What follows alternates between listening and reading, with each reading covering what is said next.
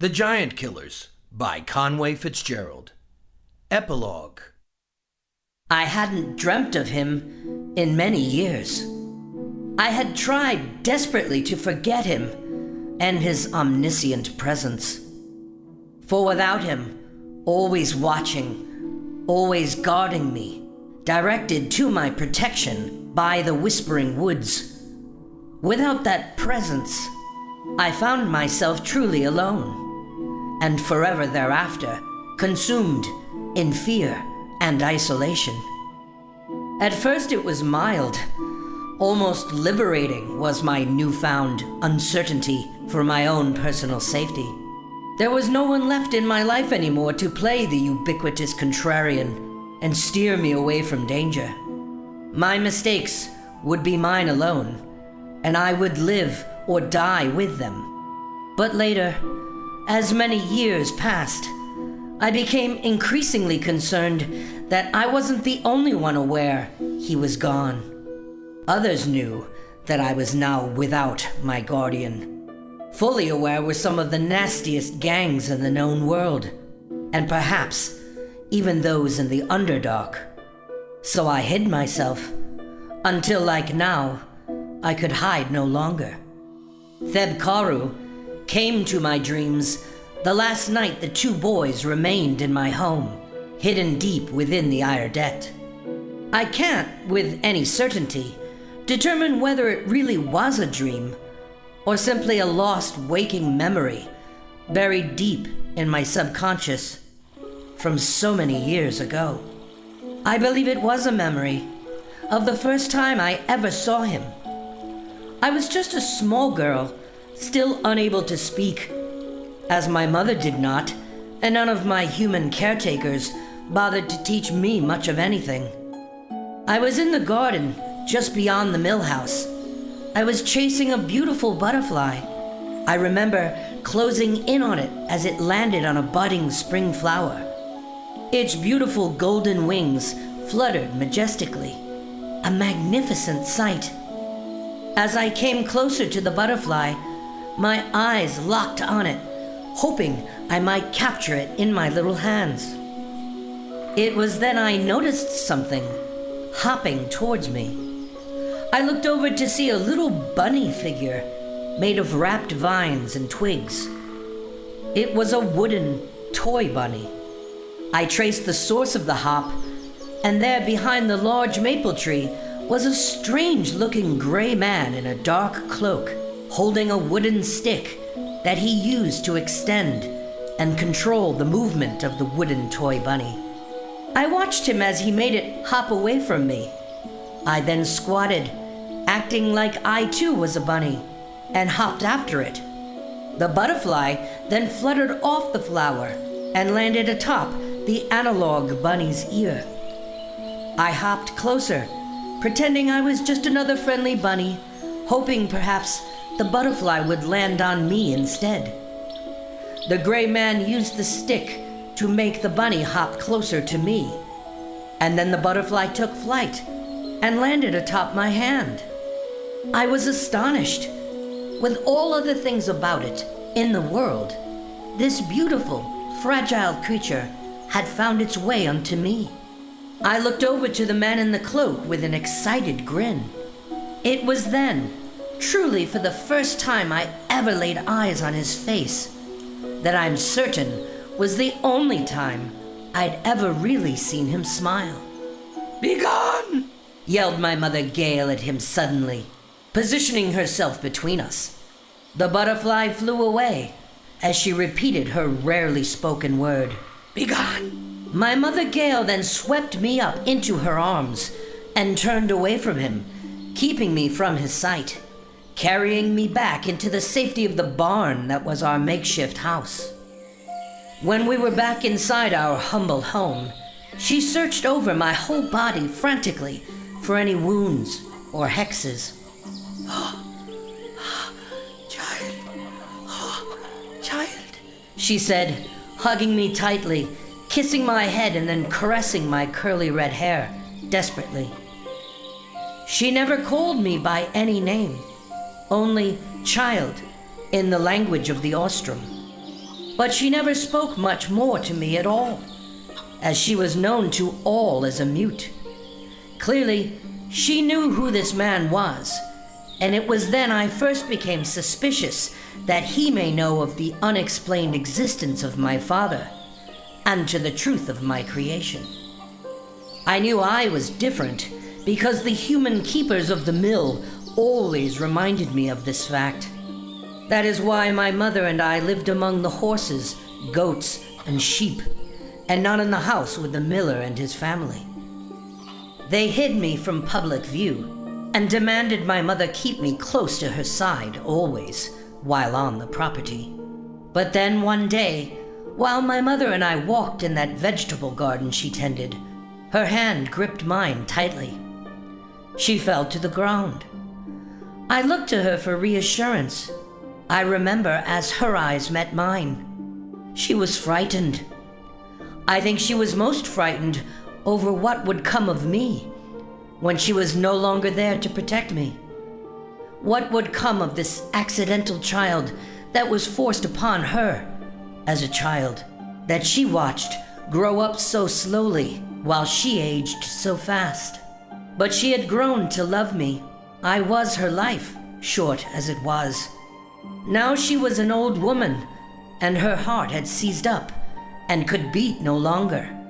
Her hand's grip loosened of mine, and then her eyes closed, and she became so cold. She was gone. I was alone in this world. I had no one left to protect me. I was so very afraid. I remember looking beyond the back door to the home's kitchen, far beyond where I was normally allowed. The family of the miller was arguing over what to do with me next. They spoke of giving me away, calling me a curse. I remember being so frightened, a terrified little girl of 30-some years. The tiny Fey Haerslet had flown quickly from the mill house by the river to the human town of Bishopsgate.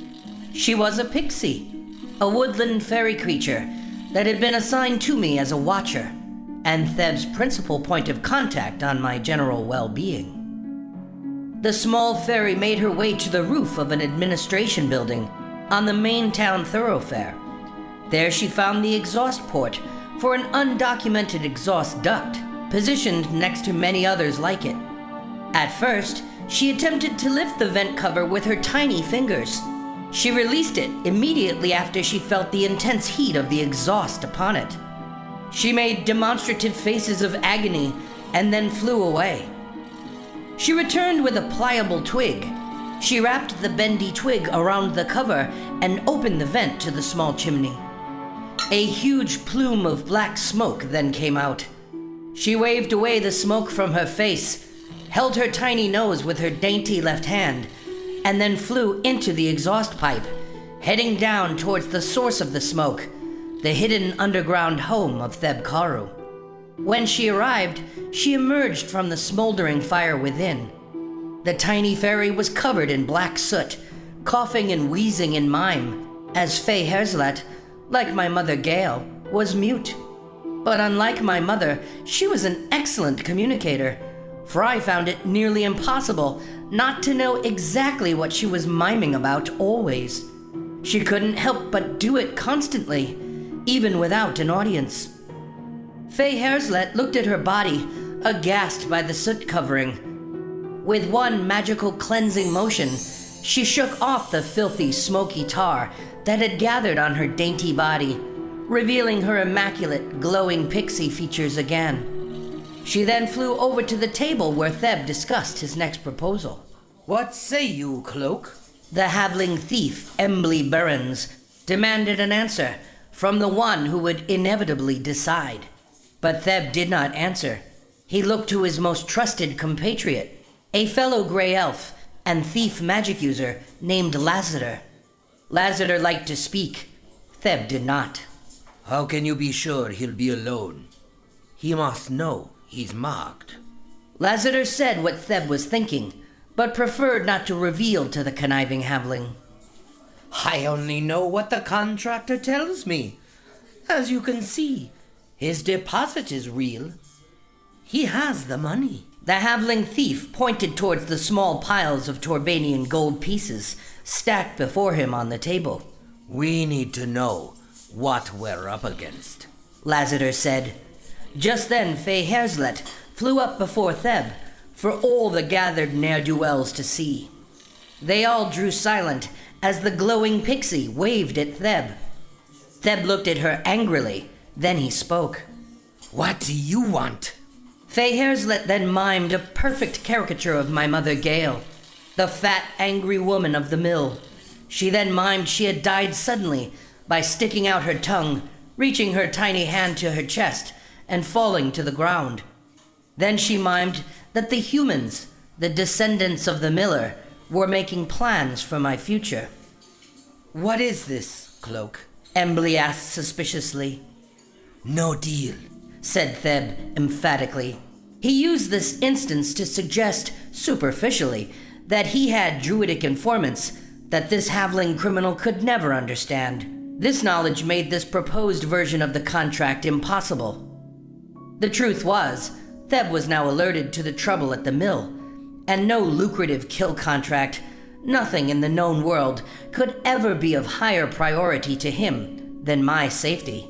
He needed to leave right away. Theb appeared outside the miller's house shortly thereafter. He offered treasure to the humans, which he tempered with threats. He promised a conclusion of their dealings, yet only when coupled with their promise to sworn secrecy of my very existence. The loop had been closed. When my mother passed, I was then eager to find a new path of protection. Theb opened his arms to me, and I ran into them without apprehension. Once again, I felt as though I was guarded. Like in the arms of my mother, I was under the protection of intelligence and power so much greater than my own. Theb always made me feel secure. 30,000 should cover the rest, said Damblage, the dwarven master builder. We've added many of the features you've requested, and not even factored them into that price. It's a fair rate, Cloak. He closed. When can it be completed? Theb asked. He inspected the newly expanded guild hall and the new chambers and baths that had been constructed deep under the city of Bishop's Gate. Most of the plumbing and stone cutting is done.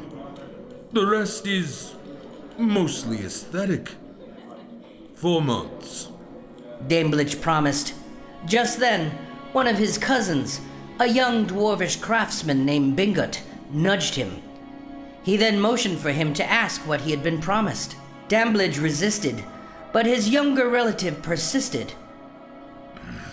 Oh, and the girl, he said. Theb's head turned to him.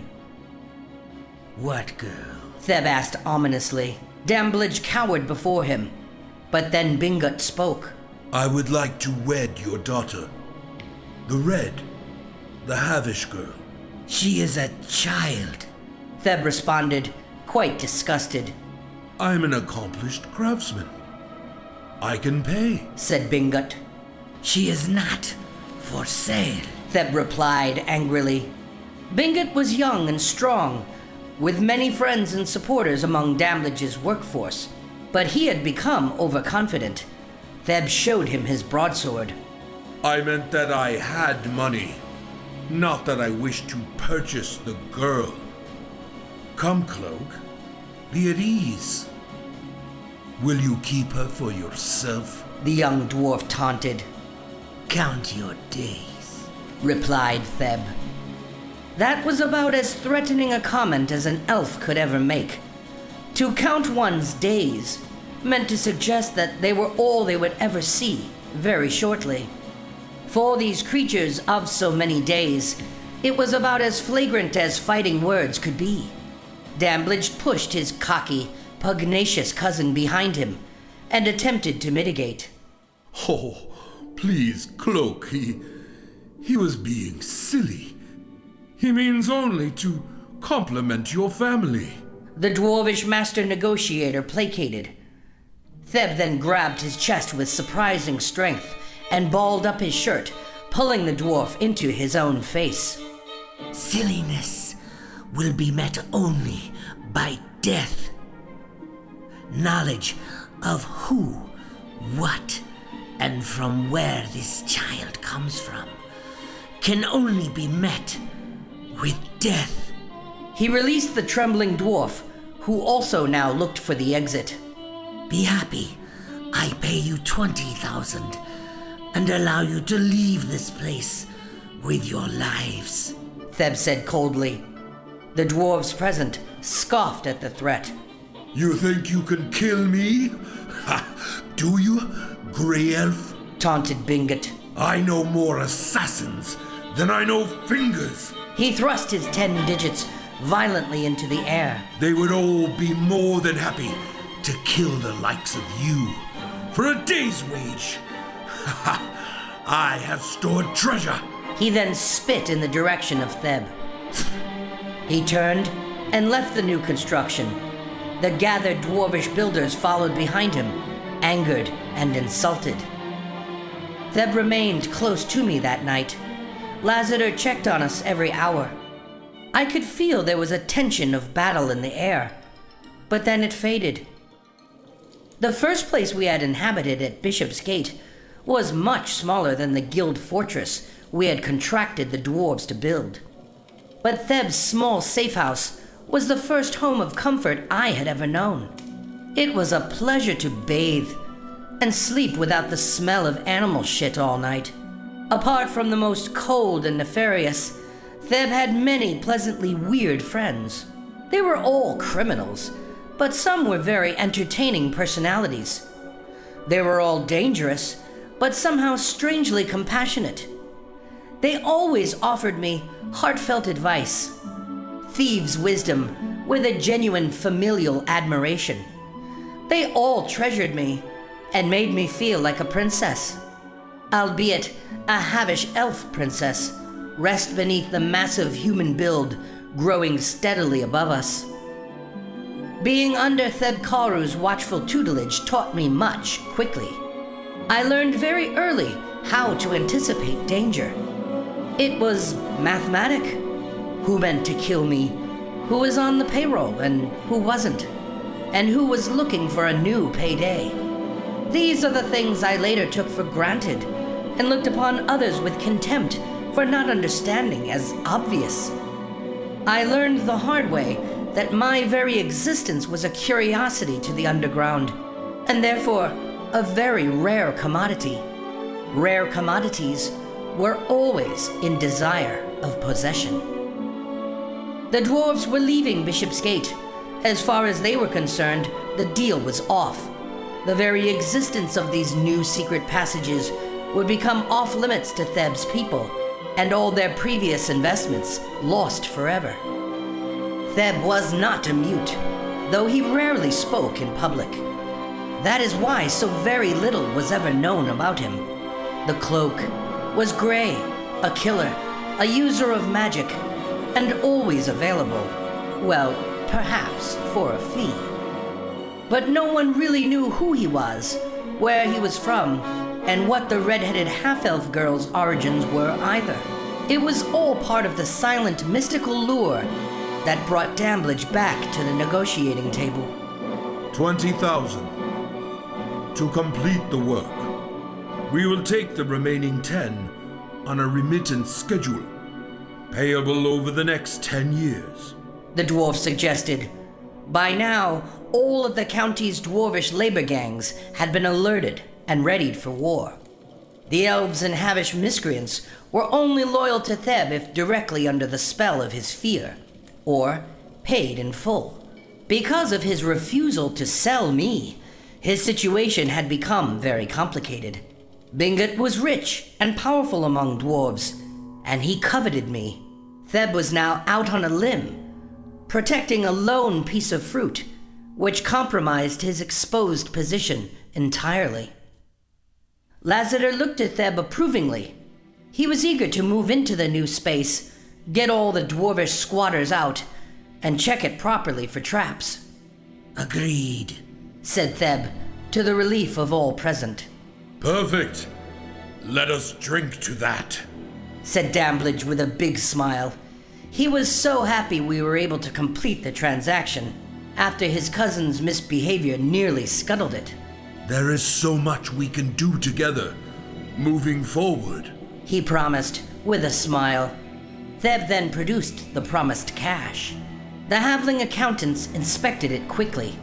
Once they verified the stacked amounts of coin and jewels, they were all eager to get paid and out of that space, back home to their dwarvish enclaves within the Central Plains. Lassiter was the only uncle I've ever known. He spoke in all Theb's familiar languages, with the same accent. He was from the same birthplace, and they had only one another for support. Most Grey Elves were not criminals. In fact, Theb's family was once of the highest of aristocracy. As a youth, he was drawn to sorcery, which drew him away from the mountain hornsong. His family perished of disease while he was away studying magic. He had been away east for so long, his estate was confiscated. He was presumed dead. When he finally returned, he was denied his estate. Theb became impoverished and was exiled from the northern lands, which caused him to pursue a new way of coin. Theb found that his wizard craft could aid him in acts of deceit and thievery quite well. Later, when killing was required, Theb also learned he had a talent for knowing present danger, and a unique skill for exacting violence.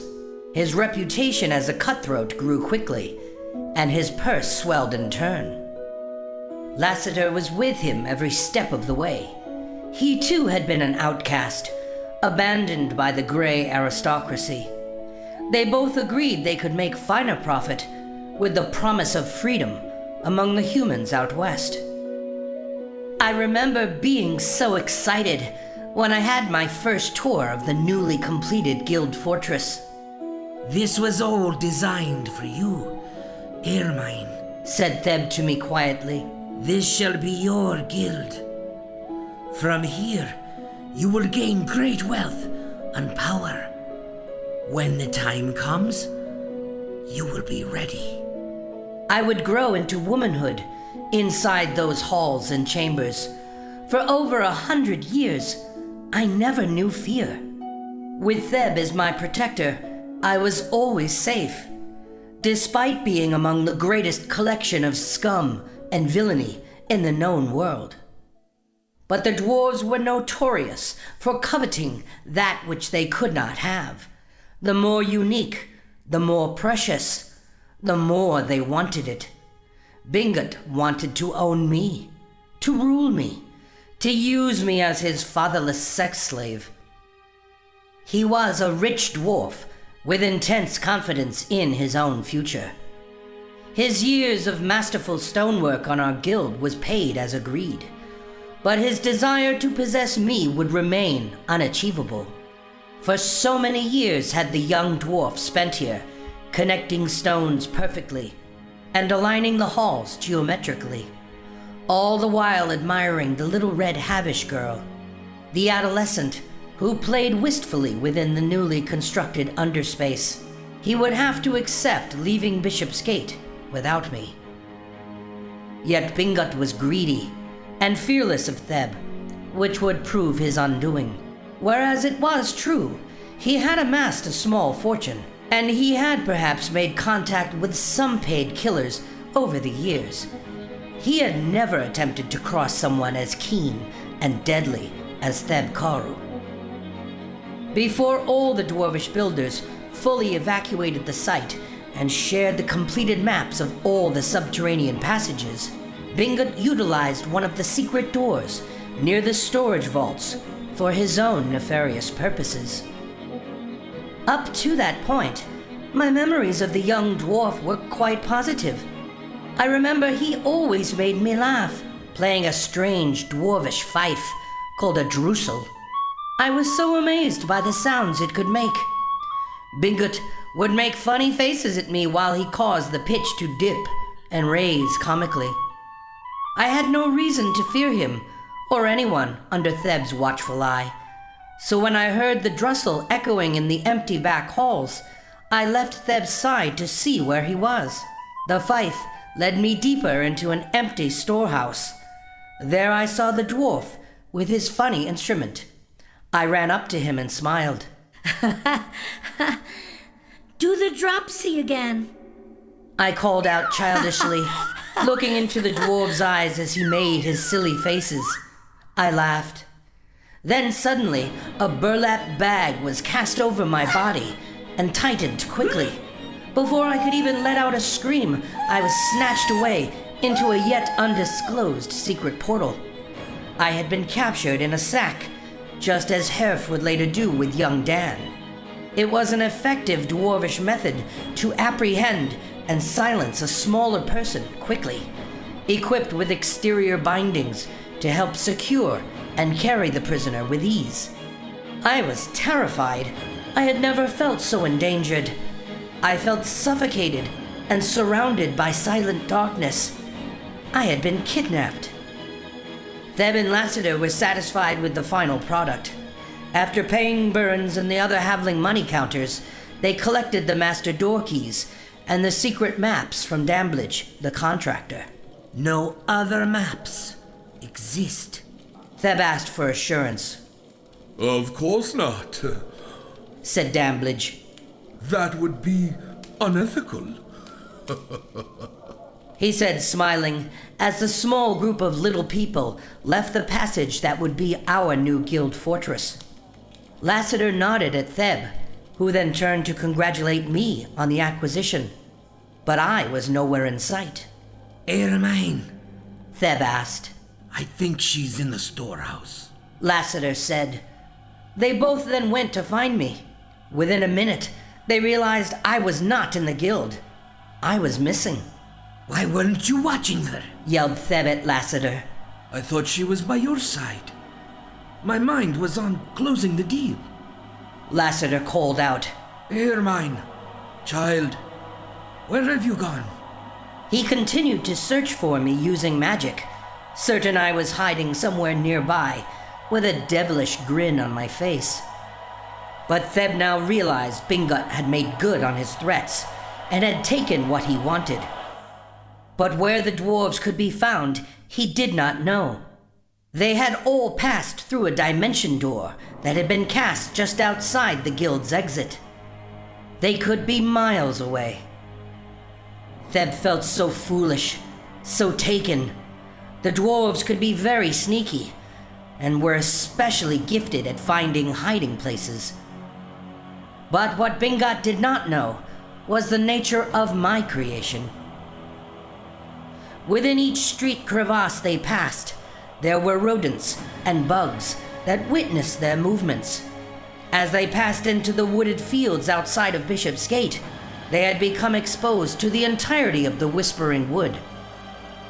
Each chirping cricket, hooting owl, and shifting tree branch followed their every move and shared it with the collective. Under normal circumstances, the chances of tracking down the dwarves tonight, or any night thereafter, would be unlikely at best. Theb required information. That is when Fey Haerslet arrived. The Fey flew up into Theb's chest, tapping him with her dainty hand. Where is the girl? Theb asked. The little Fey imitated me, marching childishly into the empty depths of the guild hall alone.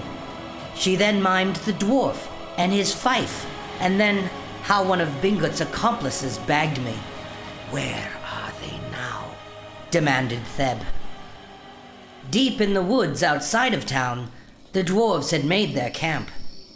They were drinking and celebrating. The work had been done. The contract was completed. They had profited much. However, Bingut did not disclose to his master builder Damblage what he had done. I was left stuffed underneath his cart. I was terrified and barely able to breathe. After a while, the panic and attempts at escape had worn me out. I was then asleep in his bag. The dwarvish song and laughter was cut short suddenly as their fire pit was snuffed out. The camp was consumed in darkness. The confused dwarves and halflings called out for light and a rekindling of the fire. They returned to the fire pit, which had been completely doused, without even a coal of fire left beneath. "Oh, my pork will be ruined," cried out one of the dwarvish builders. He tried repeatedly to restart the fire with his flint and combustion powder, but the wind howled and the fire was made colder. One of the halfling thieves was also a user of magic and created a light spell to bring perspective back on their situation. His first sight was of the cloak, thrusting his broadsword through Herrick's stomach. Herrick was the strongest and fiercest fighter among the dwarves. The halfling gasped in terror as Theb pulled the broadsword from the mighty dwarf, and he fell to the ground. Theb then hurled his dagger into the halfling's throat. These dwarvish and halfling builders were not weaklings, quite the contrary. They were ready for a fight, always. But the speed and surprise of Theb's attack completely tilted the balance. Before they knew what hit them, Theb and Lassiter had struck down several of the dwarves' best fighters. Bingot fled for his carriage. He hoped he could steal away with me into the night amid the chaos of the battle. But as he approached the carriage, he saw Lassiter there waiting for him. The Grey Elf began an incantation of magic as Bingot drew his dagger from his side. He thrust it at the elf, but the blade passed right through him. To his right, he saw the elf again, and to his left was another mirror image of the same elvish spellcaster. Bingot charged each one in turn, only to find they were all simply illusions. He swung his dagger desperately as the mirror images vanished from sight. "Show yourself, Grey Elf, and I'll skin you," he proclaimed. Just then, Theb closed in from behind and thrust his trusty broadsword into his belly. Before the dwarf could mouth another deceitful word, he then slashed his neck with his dagger.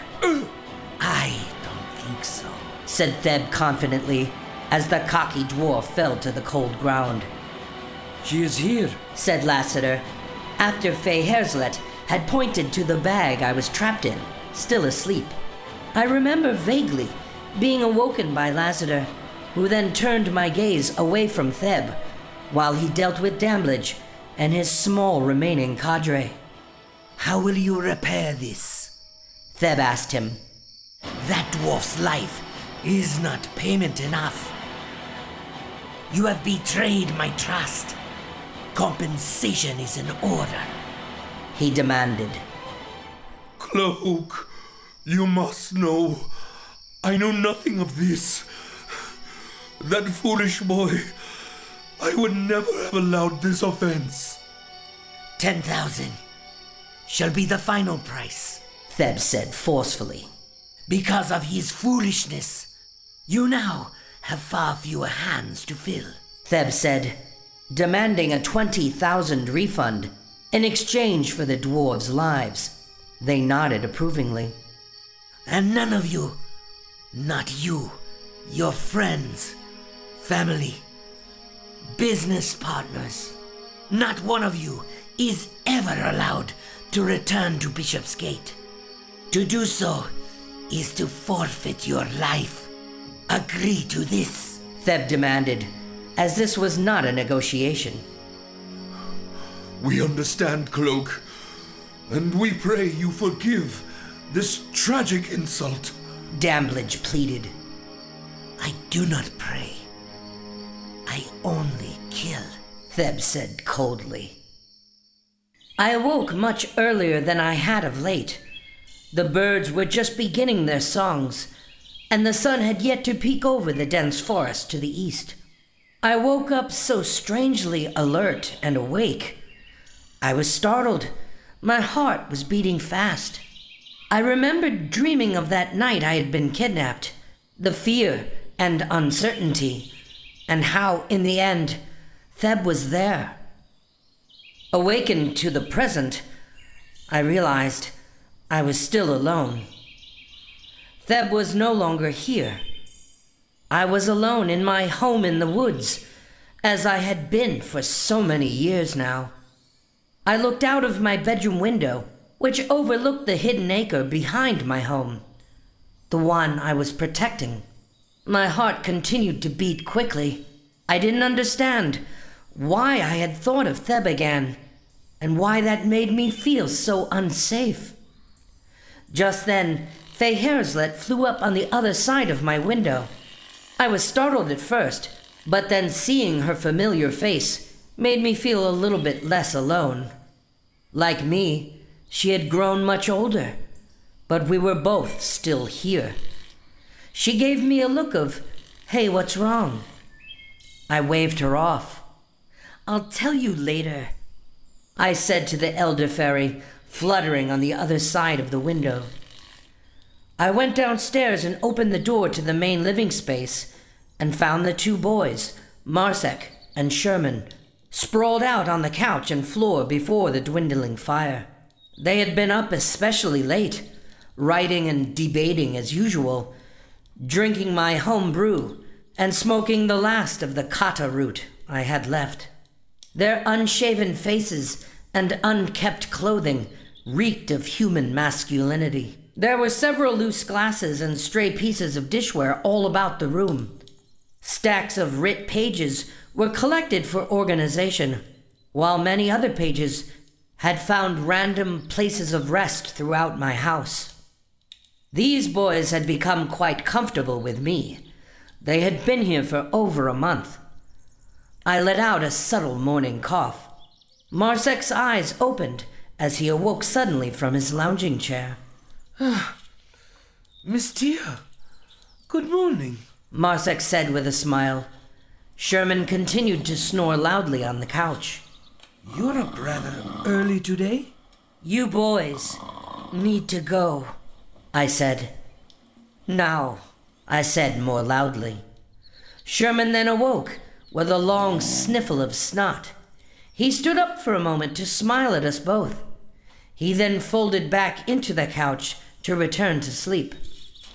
Marsek laughed at first, but when he saw my meaning was clear, he got himself up off the chair. Is everything all right? You look concerned. Have we done something to offend you? Marsek asked defensively. No, I said, staring at the harmless Sherman snoring on my couch. You've done nothing wrong. It's just time for you to go, I said forcefully, though it took until well after noon for the boys to actually get themselves up, fed, cleaned, and accepting of their instructions. They had spent enough time with me to know something had changed today. I was alert and preparing myself for eventualities, just as Theb had taught me centuries ago. It was a single realization that started to make me nervous. The arrival of these scribes and their request for accurate historical information about the Order. I understood they were good kids, harmless intellectuals. But the truth I had now disclosed to them was documented for the new lawmakers at Voss and the new governor. I couldn't trust them. That made me very uneasy. But I was committed to making my story heard, so I aided the boys in the collection of their many scrawlings and drawings. The vast assortment of fantastic tales, the events I had witnessed and also learned of, and they had now documented. My anxiety was triggered by Theb's return to my dreams. I had started to feel safe in my wooded abode. I had gotten soft. In my mind, I questioned who could have mapped my location here, and why this place, hidden for years, had been so easy for two inexperienced human boys to find. Miss Tia, thank you so much for your hospitality and sharing your story. I am honored, Sherman said. The boys were gathered outside my barn as I brought Dolly around for them to latch and pull the carriage. I am pleased you boys came, but that's all I have to tell you. Be sure you only repeat the truth. Do not embellish, I instructed. Yes, ma'am. I only hope they will believe how true it is. Marsic said. Are you sure there's no chance you can accompany us and validate the story? Marsic asked innocently. No. You boys go ahead. Complete your assignment. If you need me again, you know where to find me. I smiled. The two boys smiled back at me and then got on the carriage. Oh, speaking of, I forgot to ask. Sherman said innocently. The map. I seem to have misplaced it. I'm not sure that I know the way home. He said, giggling with embarrassment. Never fear. Dolly does. I then whispered into Dolly's ear. She whinnied and then started back towards the hiking trail that led to the new road and onto Voss. The two boys' faces became sadder, looking back to me as they left my home slowly behind. They would make it back to Voss just fine. If they were to run into any brigands or robber knights, I assured them I'd be alerted, and I'd have their back. They believed me. After they left, the woods were alight in sound and awareness. It was busy and acrimonious. I had told those boys my tale. The entire Whispering Wood were all very surprised by that. Why had I decided to share my story with those human boys? Why did their masters want to know? I looked upon my lonely woodland home with sadness, for I realized I could no longer stay here. I had compromised this place. The house must be scuttled, I thought, and the distilling gear burned. Oh, that part required extra consideration. Yet despite my dependencies, I could not leave any trace of my presence here. I set fire to the brandy kegs and all of my many sully wheat jars. Fey Haerslet saw to the recovering of the whole area in dense vines and thorns. The slugs, snails, and ants made sure even the hiking trail vanished from sight once the boys had left the Iredette. I had probably made alcoholics out of those two boys. Hiding under the veil of liquor had become my way of life before they arrived. But now, I needed to regain my wits about me.